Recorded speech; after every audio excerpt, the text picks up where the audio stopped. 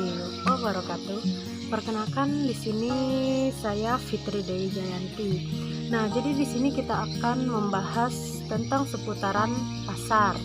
Nah, seperti yang kita ketahui, pasar merupakan tempat orang bermuamalah, yaitu di mana di pasar pasti ada penjual dan pembeli. Nah, itu menurut definisi dari saya. Definisi pasar menurut ilmu ekonomi yaitu pertemuan antara permintaan dan penawaran, atau yang sering kita sebut sebagai pertemuan antara supply dan demand. Yang dilakukan di pasar pada dasarnya melibatkan produsen dan konsumen, yaitu yang sudah saya jelaskan di awal tadi, yaitu melibatkan penjual dan pembeli. Ya iyalah, kan pasar pasti ada penjual dan pembeli. Kalau misalnya nggak ada penjual dan pembeli, apakah bisa disebut pasar? Jadi masing-masing dari mereka, yaitu konsumen dan produsen tadi, memiliki peranan yang sangat penting dalam menentukan harga dalam pasar. Pasar menentukan harga dan cara berproduksi. Tidak boleh ada gangguan yang mengakibatkan rusaknya keseimbangan pasar tersebut. Namun kenyataannya sulit ditemukan pasar yang berjalan sendiri secara adil atau fair. Kondisi demikianlah yang sering disebut sebagai distorsi pasar. Nah, apa itu distorsi pasar dan apa saja jenis distorsi pasar? Berikut penjelasannya. Ini saya akan menjelaskan salah satu jenis dari distorsi pasar. Apakah itu? Yaitu garar. Nah, jadi setelah ini saya akan menjelaskan tentang garar. Jual beli garar ialah jual beli yang mengandung ketidakjelasan atau ketidakpastian. Terjadi ketidakpastian atau ketidakjelasan yang melibatkan dua pihak atau unknown to both parties.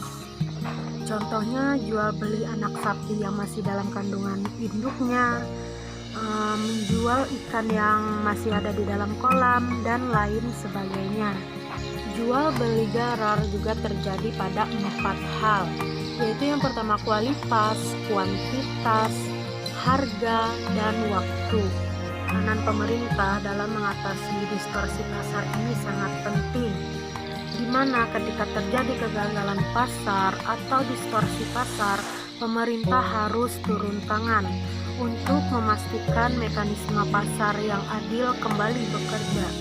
Menurut Islam, negara memiliki hak untuk melakukan intervensi dalam kegiatan ekonomi yang tidak mampu dilaksanakan oleh masyarakat. Tadi penjelasan dari saya tentang pasar, distorsi pasar, dan salah satu jenis distorsi pasar yaitu garar. Selanjutnya saya akan menjawab 2 pertanyaan tentang garar yang telah saya jelaskan tadi.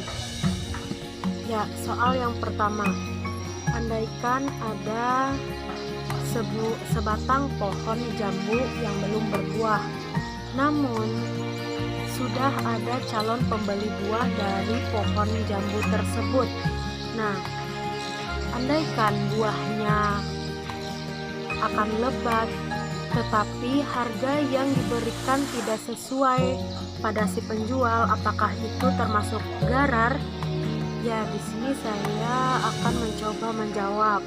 Nah, jadi jual beli buah yang belum terlihat tersebut termasuk garar. Mengapa? Karena uang yang diberikan belum pasti sesuai dengan buah yang akan diterima, sehingga ini tidak diperbolehkan. Yang kedua yaitu saat kita membeli sebuah jeruk di pasar dan dikatakan oleh penjual bahwa jeruk tersebut bagus dan manis, namun sesampainya di rumah ternyata ada satu buah jeruk yang busuk dan juga rasanya masam. Apakah itu termasuk dengan garar? Nah, Jadi saya mencoba untuk menjawab. Transaksi tersebut merupakan transaksi yang mengandung garar dan sering kita jumpai dalam kehidupan sehari-hari. Namun transaksi tersebut termasuk garar yang diperbolehkan. Seperti perkataan Ibnu Qayyim dalam Zadul Al-Ma'ad, tidak semua garar menjadi sebab pengharaman.